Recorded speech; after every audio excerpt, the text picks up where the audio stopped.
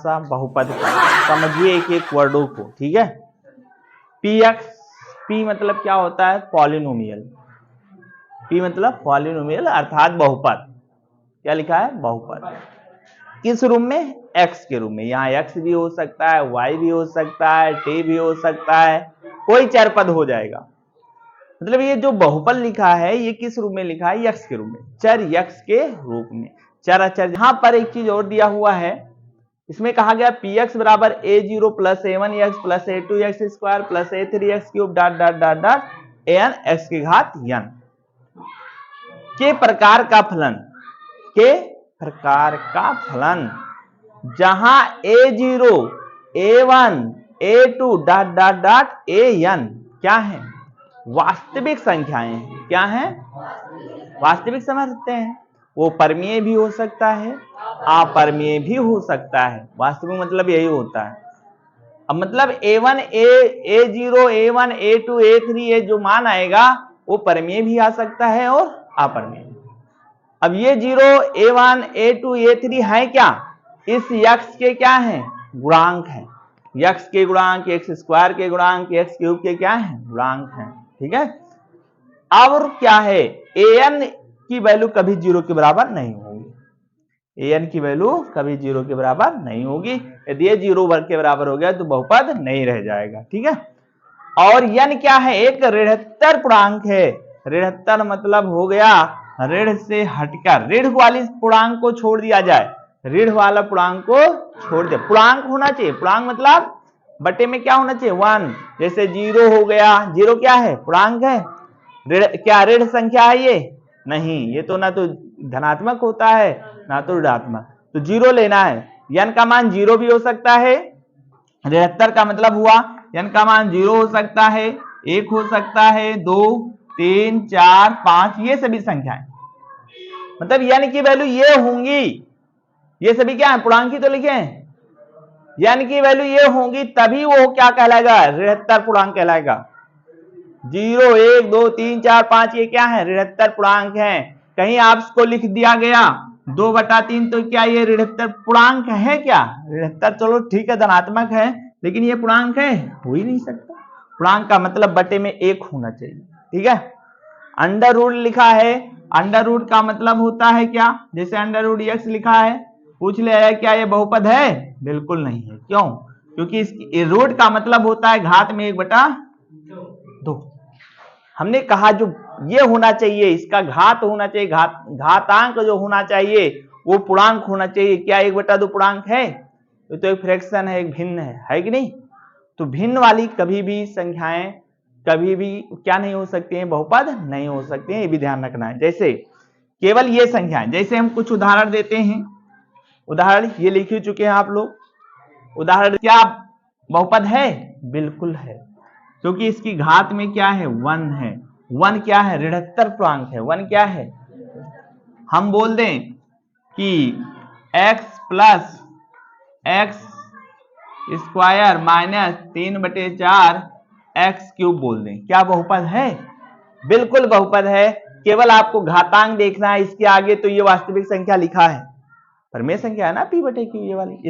इसको मत देखना, इसके गुणांक को मत देखना है। x के गुणांक को नहीं देखना है।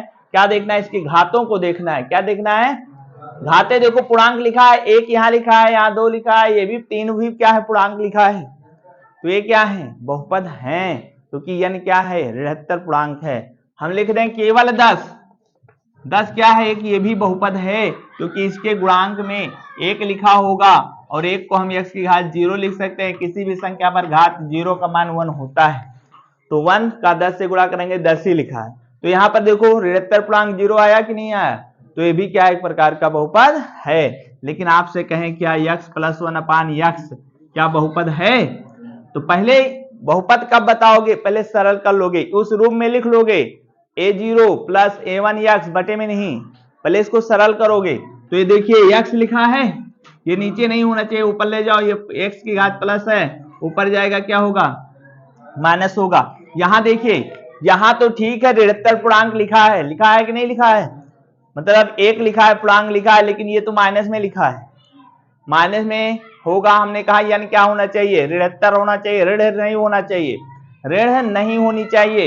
ये तो ऋण में आ गया ना, माइनस में आ गया, तो माइनस वाला कोई भी जो नंबर होते हैं, पद होते हैं, वो बहुपद नहीं कहलाते हैं। ध्यान रखना, ये माइनस में आया कि नहीं आया, तो ये बहुपद पूरा नहीं होगा, ये बहुपद नहीं है, याद रखोगे।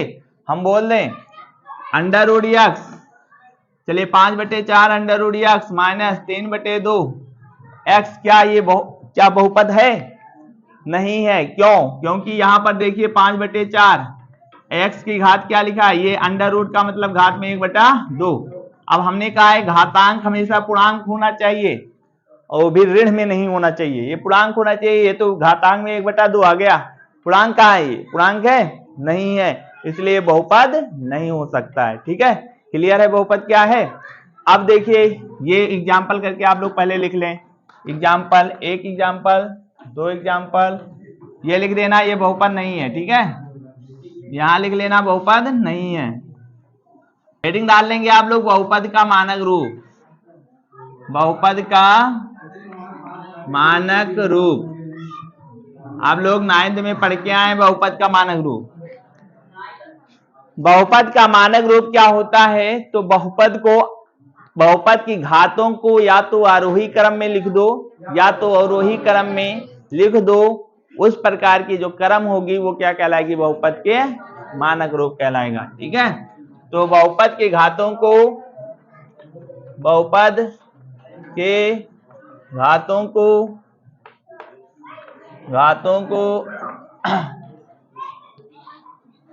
आरोही क्रम, आरोही मतलब असेंडिंग ऑर्डर, आरोही क्रम या अवरोही क्रम, आरोही क्रम या अवरोही क्रम में लिखने की प्रक्रिया को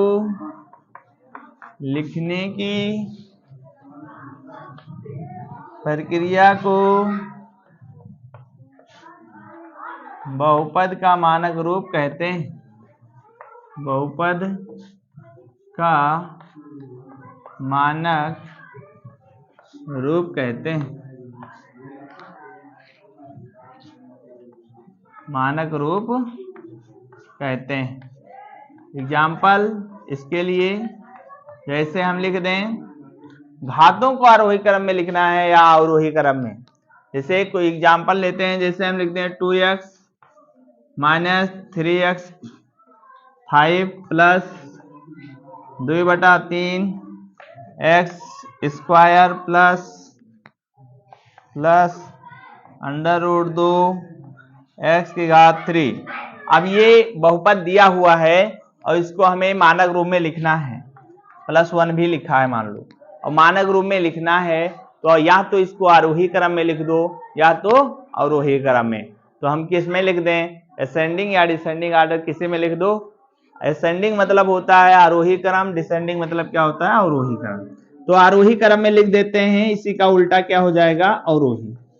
ठीक है, आरोही क्रम क्या होता है, सबसे छोटी घात पहले लिखते हैं, सबसे छोटी घात पहले लिखते हैं, फिर उससे बड़ी घात, फिर उससे बड़ी घात, फिर उससे बड़ी घात। ठीक है, घातों को केवल देखना है, उसके गुणांक में क्या लिखा है कोई मतलब नहीं है। ठीक है, जैसे इसमें सबसे छोटा घात कहां लिखा हुआ है, 1। क्यों? क्योंकि इसके गुणे में कहीं ना कहीं x की घात 0 लिखा होगा, क्योंकि x की घात 0 का मान 1 होता है, तो सबसे छोटा घात तो यही शुरू होगा। तो क्या लिखेंगे, 1 पहले लिखेंगे, क्या लिखेंगे, 1।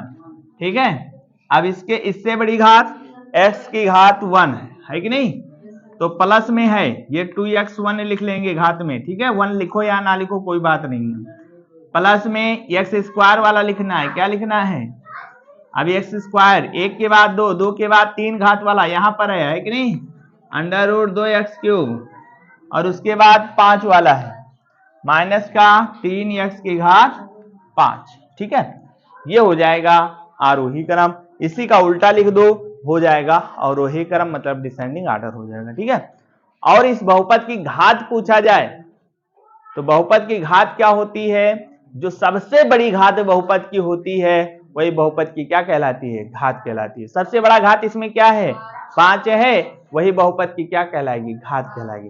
तो लिखाने की जरूरत है नहीं। बहुपद के प्रकार अब आते हैं कि अब ये पद के आधार पर बहुपद जो होते हैं कई प्रकार के होते हैं। जैसे कौन कौन से बहुपद होते हैं? पद के आधार पर एक पदी बहुपद, द्विपदी बहुपद, त्रिपदी बहुपद, ठीक है। तो शून्य पदी बहुपद, बहुत प्रकार के बहुपद होते हैं, लेकिन आप लोग त्रिपदी बहुपद तक ही ध्यान रखिएगा, ठीक है। तो बहुपद के प्रकार में पद के आधार पर बहुपद कितने प्रकार के होते हैं? निम्नलिखित प्रकार के होते हैं, ठीक है। पहला है एक पदी बहुपद, एक पदी, ठीक है। तो एक पदी बहुपद क्या होता है? तो जिस बहुपद में केवल और केवल एक पद हो, है कि नहीं? कितने पद हो? एक पद। जिस बहुपद में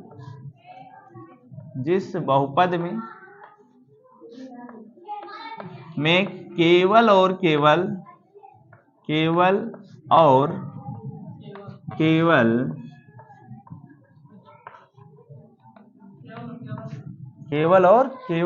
एक पद हो, एक पद हो, एक पदी बहुपद कहलाता है।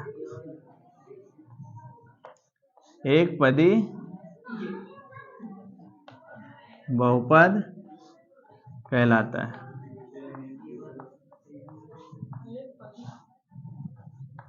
एक पदी बहुपद कहलाता है। एग्जाम्पल, एक पदी बहुपद कहलाता है। एग्जाम्पल में लिखेंगे जैसे 3x², इसमें कितना पद है? एक ही पद तो है, -3/2 x, ठीक है। और लिख दें √2x³। ये सभी क्या हैं? एक पदी बहुपद हैं, एटसेट्रा। पद किससे अलग होते हैं? प्लस और माइनस से। जैसे अभी हम लिख देते 3x+1, तब कितने पद हो गए? ये एक ये दो पद हो गए। गुणे में है, भाग में है कोई चीज, तो वो एक ही पद में गिना जाएगा। जैसे ये 3 गुणे में है x² के, तो यहाँ एक ही पद गिना जाएगा। यहां भी एक ही पद होगा क्योंकि ये पूरा एक के पद दिख रहा है, इसके सिवा कोई प्लस माइनस से अलग है नहीं। तो गुणे में है, कोई दिक्कत नहीं है, गुणे में तो एक ही पद गिना जाएगा। ये भी क्या है? एक पद है, ठीक है। यहां पर देखो एक ये प्लस से अलग हो चुका है, माइनस लगा होता तब भी अलग हो जाता, ठीक है। तो प्लस माइनस से पद क्या होते हैं? अलग होते हैं, ठीक है। ये ध्यान रखना है। तो अब चलते हैं द्विपदी बहुपद पर। क्या करें? +1/2 लिख दें। देखो एक पदी दो पदी हो गया कि नहीं हो गया ना? जैसे √2x -1 लिख दें, कोई बात नहीं है। ये भी कितने पद हैं? 2 पद हैं। यहां पर लिख दें 3x³ प्लस में x², तो इसमें भी कितने पद हैं? एक ये 2 पद है। तो ये क्या है? द्विपदी बहुपद है, ठीक है। याद रहेगा द्विपदी बहुपद लिखवाया, एक पदे बहुपद। अब बात किसकी कर रहे थे? द्विपदी बहुपद। द्वि का मतलब दो, पद मतलब, पदी मतलब पद, बहुपद मतलब जानते ही हैं आप लोग, है कि नहीं। जिस बहुपद में केवल और केवल 2 पद हो उसे क्या कहते हैं? द्विपदी बहुपद का। कितने पद हो? द्विपद। जैसे गिनो, एक पदी और एक पद, कई पद हो गए? अब बात करते हैं त्रिपदी बहुपद की। तो जिस बहुपद में केवल और केवल 3 पद हो उसे क्या कहते हैं? त्रिपदी बहुपद कहते हैं। एग्जाम्पल इसके लिए जैसे 3x² लिख दें प्लस x -1 लिख दें, तो देखो इसमें कितने पद दिख रहे हैं? 1 2 3, क्योंकि प्लस माइनस से अलग हो गया बहुपद। 3 पद हो गए, त्रिपदी बहुपद। मान लो √2x⁴ -10/2 x+1, इसमें भी कितने पद हैं? 3 पद हैं। बस ये सभी क्या है? त्रिपद बहुपद है। अभी तक जो भी बताया गया बहुपद वो पद के आधार पर था। एक और होता है शून्य पदी बहुपद। क्या होता है? तो शून्य पदी बहुपद लिखने की जरूरत है नहीं। शून्य पदी बहुपद क्या है? जिसमें सभी पदों का गुणांक क्या हो? शून्य हो। सभी पदों का गुणांक क्या हो, शून्य हो, उसे क्या कहते हैं, शून्य पदे बहुपद कहते हैं। ठीक है, लिखने की जरूरत है नहीं। तो ये क्या था, पद के आधार पर बहुपद था, बहुपद। अब बात करते हैं घात के आधार पर। किसके आधार पर, तो घात के आधार पर कितने बहुपद होते हैं, तो ये भी कई होते हैं। रैखिक बहुपद होते हैं, द्विघात बहुपद होते हैं, त्रिघात बहुपद होते हैं, शून्य पदी बहुपद। क्यों, क्योंकि देखो यहू के गुणांक में 0, यहू के गुणांक में 0, ये तो है ही है 0, तो सब ये 0 है, तो क्या कहलाएगा, शून्य पदे। सब शून्य है तो, सभी गुणांक शून्य है तो क्या कहलाएगा, शून्य पदे बहुपद। ठीक है, याद रहेगा। अब बात करते हैं घातांक के आधार पर बहुपद। अब घातांक के आधार पर बहुपद बात करें, बहुपद के प्रकार हमने बता दिया पद के आधार पर। अब बात करते हैं किसके आधार पर, घात के आधार पर। तो पहला होता है रैखिक बहुपद, रैखिक बहुपद। ठीक है, अब ये रैखिक बहुपद क्या होता है, रैखिक बहुपद क्या होता है, तो जिस बहुपद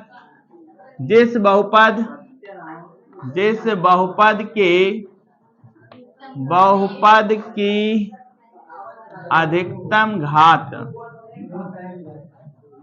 अधिकतम घात एक हो, उसे रैखिक बहुपद कहते हैं, उसे रैखिक बहुपद कहते हैं। ठीक है, ये दिमाग में आपको रख लेना है।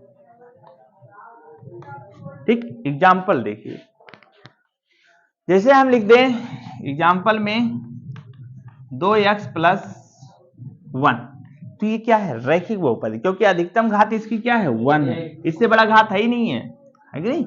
मान लो लिख दें हम x, केवल x लिख दें, ठीक है, तो ये भी क्या, अधिकतम घात क्या है, 1 है, तो ये क्या है आपका रैखिक बहुपद। अधिकतम घात 1 है, इससे ना तो छोटा है ना तो इससे बड़ा है, तो समझ लो वो क्या होगा, रैखिक बहुपद होगा। इससे छोटा इसमें भले पद आ सकता है, लेकिन इससे बड़ी घात नहीं हो सकती है। ठीक है, तो क्या कहलाएगा आपका रैखिक बहुपद। ठीक, याद रहेगा। द्विघात बहुपद क्या है, तो जिस बहुपद की अधिकतम घात 2 हो, जिस बहुपद की अधिकतम घात क्या हो, 2 हो, उसे द्विघात बहुपद कहते हैं। जैसे यहां पर हमने लिख दिया, ठीक है, एग्जाम्पल के तौर पर यहां पर हमने लिख दिया एग्जाम्पल, ये बना दिया गया। अब यहां देखिए एग्जाम्पल में, यहां अधिकतम घात क्या है, 2, यहां अधिकतम घात क्या है, 2, यहां पर भी अधिकतम घात क्या है, 2, इससे बड़ा घात है ही नहीं है कुछ, तो ये क्या होगा आपका द्विघात बहुपद। देखेंगे, हाँ भैया, बहुपद के प्रकार में अगला प्रकार होगा त्रिघात बहुपद। त्रिघात बहुपद क्या होता है, तो जिस बहुपद की अधिकतम घात क्या हो, 3 हो, उसे क्या कहते हैं, त्रिघात बहुपद कहते हैं। अधिकतम घात कितना होना चाहिए, 3। जैसे यहां लिख दें 3x³ - x, इसका अधिकतम घात कितना है, 3, तो ये त्रिघात बहुपद है। हम लिख दें मान लो 2x² + x³ - 1, इसका भी अधिकतम घात कितना है, 3 है, त्रिघात बहुपद है। मान लो x³ 3/4 x³ और माइनस में 1 लिख दें, तो इसका भी अधिकतम घात कितना है, 3 है, इसलिए त्रिघात बहुपद है।